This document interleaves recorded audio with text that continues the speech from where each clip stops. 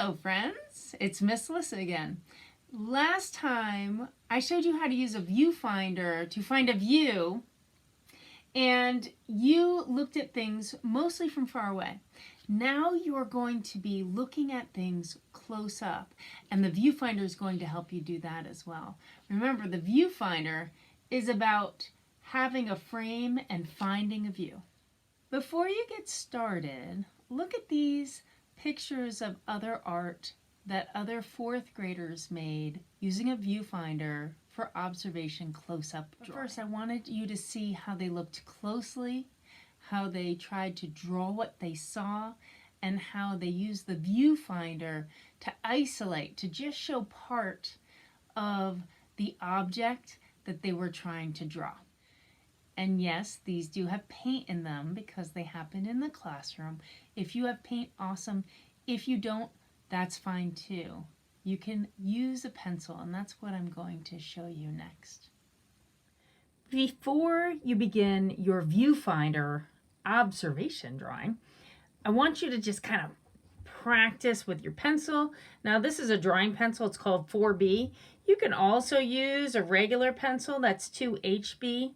You can see the numbers are there on the pencil, but I'm going to just use this one. You use what pencil you have. So you're going to practice first. It's kind of like stretching before you play sports. So the first thing that you're going to try is something called value. Now value is going from light to dark. So you start and you do it about halfway down the paper. So you can give yourself a start and an end. And then you're going to go back and forth with light, and you go really light, and then you start pushing a little bit more to medium, and then maybe a dark medium.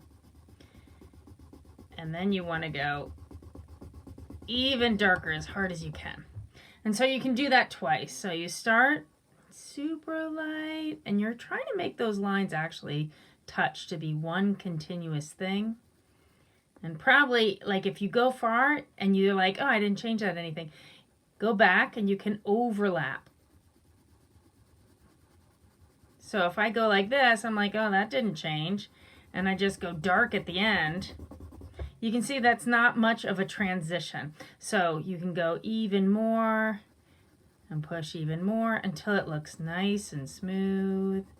And if that still doesn't look right, you can go back and you can keep going back over. The nice thing about more layers of pencil makes things darker and darker. So that's value, light to dark. You can also try this, short lines, just short little lines. And then try long lines. Now you're going to try things that are short or long lines near. And then you start making them far. This is kind of a backwards value thing. So again, you go near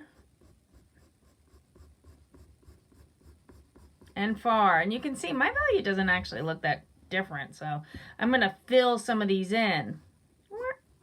Just like I did up here, I'm going to do down here.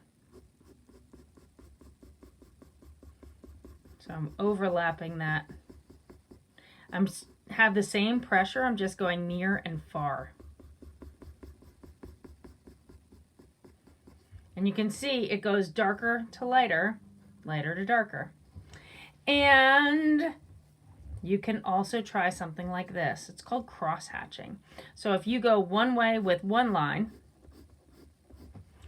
you can make it darker in some places by going the other way. You can even go more than one way. So let me try it over here.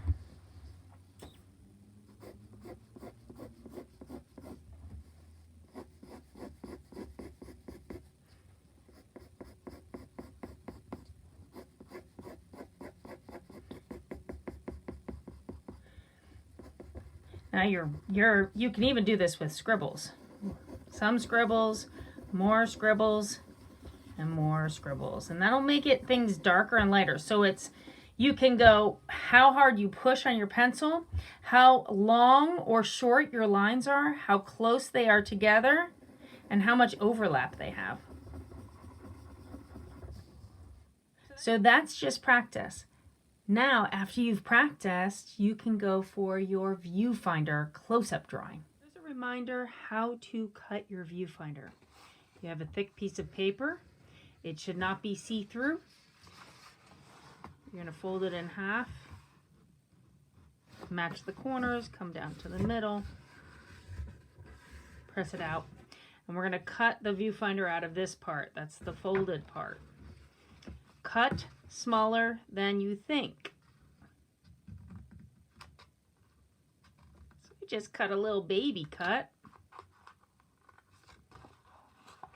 I have one here, I have one here, and then I come and turn and connect them.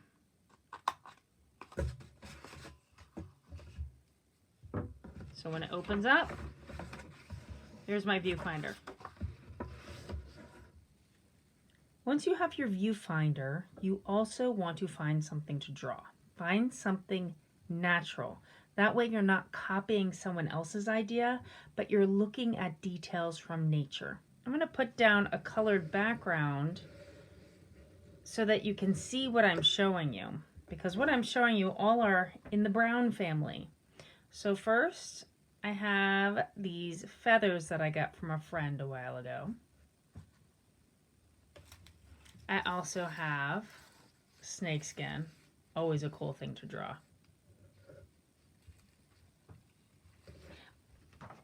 Now, if you don't have anything from nature, like a leaf or something, you could also try to find something like even scissors. But just don't use someone else's drawing. And then you're going to use your viewfinder just to look at part. But I think I want to go for those feathers.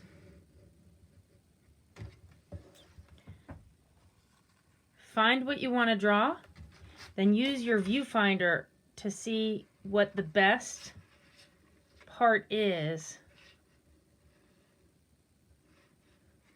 And then what you decide what it is, isolate it, and then you're going to draw what you see. You could even tape it down so that it doesn't move on you. And at this point, you can start your drawing.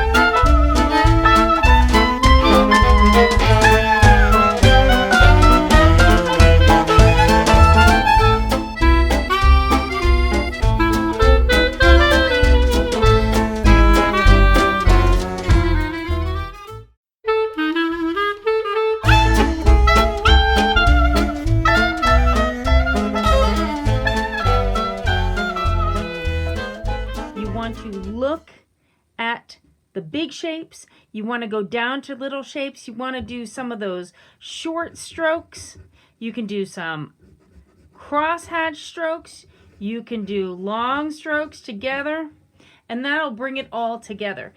You don't have to do a feather.